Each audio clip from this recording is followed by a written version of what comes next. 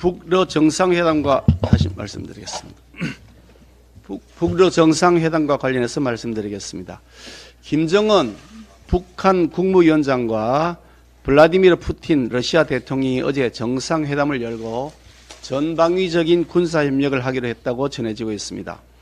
북한은 전쟁 중인 러시아에 포탄 등 재래식 무기를 지원하고 러시아로부터 정찰 위성과 대륙간 탄도미사일 등 첨단 군사기술을 전수받을 것으로 예측되고 있습니다.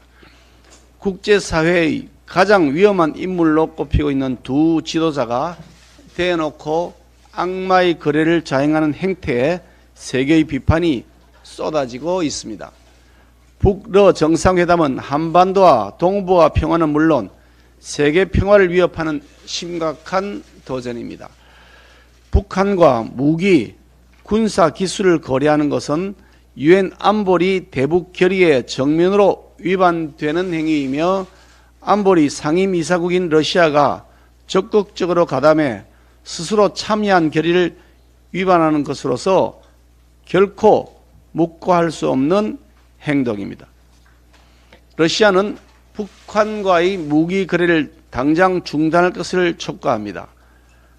유엔 안보리 상임이사국으로서 더욱 책임있게 행동할 것을 엄중히 그리고 강력하게 요구하는 바입니다. 개각 관련해서 말씀드리겠습니다.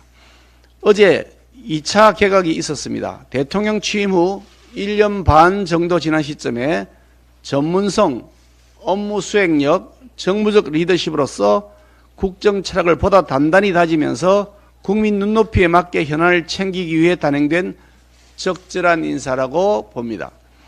새로 지명된 세 개 부처 장관 후보자들은 모두 해당 분야에서 평생을 몸담아왔거나 관련 주요 직책을 맡은 바 있는 인물로서 출중한 능력과 전문성을 이미 인정받은 분들입니다. 이종섭 국방부 장관의 사의 표명을 두고 민주당은 자신들이 탄핵을 추진하니 꼬리 자르기 사태를 만든 것이라고 언성을 높이고 있습니다. 민주당은 자신들이 하고자 하는 국정 발목 잡기 탄핵 소추가 관철되어 대한민국의 안보 공백이 초래됐어야 마땅한데 그렇게 되지 못한 것이 매우 아쉽다는 듯한 반응을 보이고 있습니다. 민주당이 거대 의석을 흉기로 악용하여 국민의 생명과 재산을 지키는 행안부 장관에 대해 헌정사상 초유의 엉터리 탄핵을 추진해 반년 가까이 행정을 마비시키는 바람에 수해 예방 안전행정조차 못하게 가로막은 바가 있었습니다. 그래 놓고서도 반성은커녕 한술 더 떠 대한민국의 안보 수장에 대하여도 그런 발목 잡기를 하려다가 막상 국방부 장관이 사퇴를 표명하고 신임 장관 후보자가 지명되자 명분도 없는 특검을 하자고 주장하고 있습니다. 해임, 탄핵, 특검 이런 것이 거대 야당 민주당의 전매 특허가 되어버렸습니다. 당내 위기가 대두될 때마다 당치도 않은 5만 가지 이유를 들며 대통령을 흠집내고 국무위원을 향해 윽박지르고 의석수를 무기로 겁박을 반복합니다. 과거 다소 다른 의견이 있더라도 국정 운영의 동반자로서 건실한 역할을 했던 전통적 야당의 모습은 보이지 않고 국정 운영의 방해자 노릇에만 급급하고 있습니다.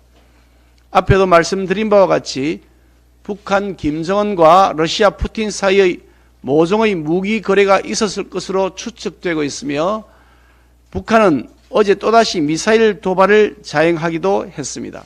어느 때보다 비상한 대응이 필요한 상황에 민주당의 당리 당략을 위한 힘자랑 때문에 안보 공백을 초래하는 것은 결코 용납될 수 없는 일입니다. 이재명 대표의 단식과 관련해서 말씀드리겠습니다. 이재명 대표의 건강이 악화되고 있다고 합니다. 어제 이 대표를 진단한 의료진도 단식을 중단하는 것이 바람직하다고 조언한 바 있었다고 전해지고 있습니다.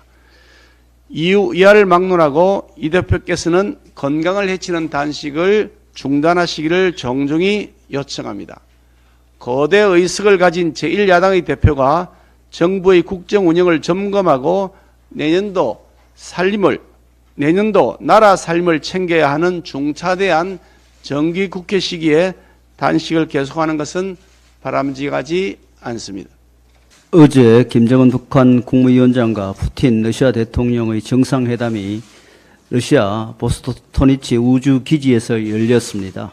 회담 전부터 국제사회에서는 우크라이나 침공으로 인해 고립된 러시아가 급한 재래식 무기나 포탄 등을 북한으로부터 보급받는 대가로 정찰 위성, ICBM, 핵 잠수함 등의 비대칭 전력 기술이나 에너지 자원을 북한에 지원할 것이라는 우려가 제기되었습니다.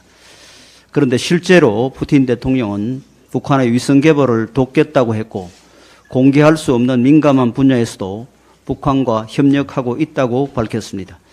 이 나쁜 거래가 정말 성사된다면 유엔 안보리 상임이사국인 러시아가 안보리 결의인 대북 제재를 부정하고 유엔 체제를 흔드는 행위로서 북한에 대한 최소한의 통제 수단이 무력화되는 결과로 이어질 수 있습니다. 북한은 앞서 5월과 8월에 정찰 위성을 쏘아 올렸지만 연달아 실패한 바 있습니다. 당시 우리 군 당국은 인양한 위성체 잔해물을 분석하여 북한이 쏘아 올린 정찰 위성이 군사적 효용성이 없다는 결론을 내렸고 사실상 ICBM 개발 의도가 더 큰 것으로 추정했습니다. 따라서 이번 정상회담을 통해 러시아가 북한의 위성 개발에 힘을 보내게 된다면 이 기술 지원이 북한의 미사일 성능 향상으로 이어진다는 점에서 우리 안보에 매우 심각한 위협이 아닐 수 없습니다. 러시아가 힘에 의한 현상 변경을 추구하며 우크라이나를 침공한 사태가 결국은 이렇게 우리나라에 직접적 안보 위협을 가하는 결과를 낳고 있습니다. 우크라이나는 우리가 신세질 게 없는 나라라며 우리와 무관한 그들의 전쟁에 끌려 들어가서 우리가 얻을 게 뭐가 있느냐라며 윤석열 정부의 외교 정책을 비난하던 민주당 인사들은 지금 북러 정상회담을 보며 무슨 생각을 할지 궁금합니다. 국제사회가 힘을 합쳐 우크라이나를 지원하는 상황에서 민주당의 외교로는 인류애와 정의감이라고는 조금도 없는 비정한 주장일 뿐만 아니라 한 치 앞도 못 보는 우물한 개구리식 단견임이 드러나고 있습니다.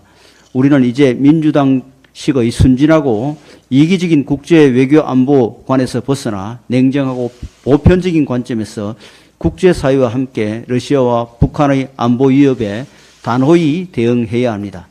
정부는 우방들과 협력해 먼저 강력한 경고를 통해 무기 거래의 성사를 저지해야 할 것이며 또한 무기 거래가 성사될 경우 어떤 제재를 어떻게 가할지를 협의하고 실행해야 할 것입니다. 또한 핵 기반 한미 동맹을 강화해 북한 핵 억지력을 최고도로 확보해야 할 것이며 한미일 삼각 안보 협력도 계속 강화해 나가야 할 것입니다. 동북아 안보 상황이 이렇게 급박한데도 거대 야당인 민주당은 각종 사복 립스크로 단식 중인 이재명 대표 지키기에만 몰두하고 있습니다. 우크라이나 사태 이후로 신냉전까지 언급되는 상황에서 국민의 생명과 안전보다 이재명 대표 방탄이 우선될 수는 없습니다. 민주당은 오염 처리수 국제 여론전이나 국방부 흔들기 등 외교와 안보를 희생시켜 정략적 이익을 도모하려는 시도를 멈추고 국민의 안전을 지키는 데 함께 힘을 모아주시길 촉구합니다. 어제 정부가 개각을 발표했습니다. 윤석열 정부는 출범 이후 일관되게 전문성과 경륜을 동시에 갖춘 인물을 장관으로 배치해왔고 이번 개각 역시 그러한 기조에 따른 안정적인 인사로 평가됩니다. 그런데 민주당은 이와 같은 정부의 인사 방침과 후보자들의 뚜렷한 장점에도 불구하고 오직 정쟁에 초점을 맞춰 반대 의견을 피력하고 있습니다. 이미 예견됐던 국방부 장관 인사를 야당의 요구를 수용한 것이라고 평가하더니 동시에 꼬리 자르기라고 비판하는데 교체를 잘 했다는 것인지 유임시켜야 했다는 것인지 도대체 알 수가 없는 모순된 평가입니다. 그저 국방부 장관을 탄핵해 정쟁을 확산시키려 했는데 기회를 놓쳐서 안타깝다는 나쁜 정치적 의도만 느껴질 뿐입니다. 문체부 여가부 장관 후보자에 대한 비판도 마찬가지입니다. 지역적인 논란을 부각시켜 후보자를 비토하거나 터무니없는 이유로 후보자가 쌓아온 훌륭한 커리어를 통째로 무시하는 태도는 어떻게 보더라도 객관적인 비판과는 거리가 먼니다. 정부의 이번 개각은 국정 운영에 다시 한번 긴장감을 불어넣고 부처 운영을 일신하기 위한 것입니다. 민주당도 개각을 정쟁의 소재로 삼으려 하지 말고 후보자의 능력에 초점을 맞춘 인사검증에 집중해 주시길 부탁드립니다. 우주 최강 빌런 푸틴 대통령과 김정은의 만남이 결국 이뤄졌습니다. 우크라이나 전쟁으로 다급한 푸틴이 글로벌 왕따 김정은에게 도움의 손길을 내밀었다는 건 그만큼 러시아 상황이 다급하다는 반증일 겁니다. 북한 역시 거듭된 정찰 위성 발사 실패는 물론 내부의 경제난이 가속화되는 상황에서 돌파구가 필요했을 겁니다. 김정은은 제국주의에 맞선 러시아의 신성한 싸움을 지지한다면서 러시아의 전쟁 범죄를 신성한 싸움으로 둔갑시키며 북한이 러시아 편에 서 있음을 분명히 확인시켜줬습니다.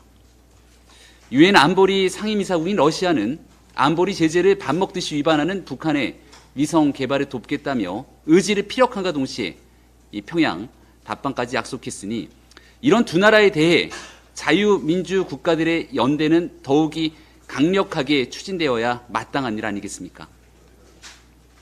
그런데 대한민국 제1야당 더불어민주당은 이런 북한과 러시아를 비난하는 대신 그 화살을 대한민국의 윤석열 대통령에게 돌렸습니다. 러시아의 우크라이나 침공을 두고 악의 결집을 벌하기 위한 신성한 투쟁이라 규정 지은 뒤 위대한 승리를 거둘 것으로 확신한다는 김정은의 발언이 민주당 인사들에겐 들리지도 보이지도 않는 겁니까? 민주당 권칠승 수석 대변인은 북러 정상회담을 만든 1등 공신은 윤석열 대통령이라면서 자유민주 진영의 연대를 공고히 한 윤석열 정부의 외교 정책이 북한과 러시아의 군사협력을 초래했다는 황당한 논리로 어처구니 없는 주장을 펼치고 있습니다. 민주당은 북한과 러시아의 악마의 거래마저도 윤석열 정부 탓이라는 말을 하고 싶었던 겁니까? 조폭끼리 불법 무기 거래로 시민을 위협하고 있는데 이들을 제지할 생각을 하기는커녕 왜 조폭을 자극해서 이런 일이 일어나게 만들었냐며 조폭 편을 드는 것과 대체 무엇이 다릅니까? 지금의 전쟁은 러시아와 우크라이나 두 국가 간의 전쟁이 아니다. 독재주의와 민주주의 간의 전쟁이다. 여기에서 우크라이나가 무너지면 전 세계 그 어느 누구도 민주주의 아래 보호받을 수 없을 것이다.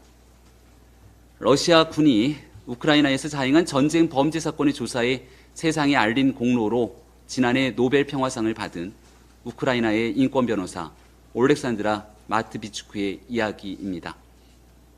더불어민주당의 이재명 대표와 책임 있는 정치인들에게 다시금 묻습니다. 독재주의와 민주주의의 전쟁 한복판에서 민주당은 대체 어느 편에 서 있습니까? 한반도 평화의 장밋빛 환상에 젖어서 북한 바라보기로 지내온 지난 정권의 대북 정책이 철저하게 실패했다는 사실을 아직도 직시하지 못하고 있는 것은 아니겠죠. 국제사회와 강력한 연대로 유엔 안보리 결의를 위반하는 북한과 러시아를 향해 강력한 경고를 보내야 할 지금 정치적 이해득실을 따라 묻지마 정권 비난에 나서는 민주당이 대한민국 국익을 조금이라도 생각하는 그런 정당이 되기를 다시금 촉구합니다.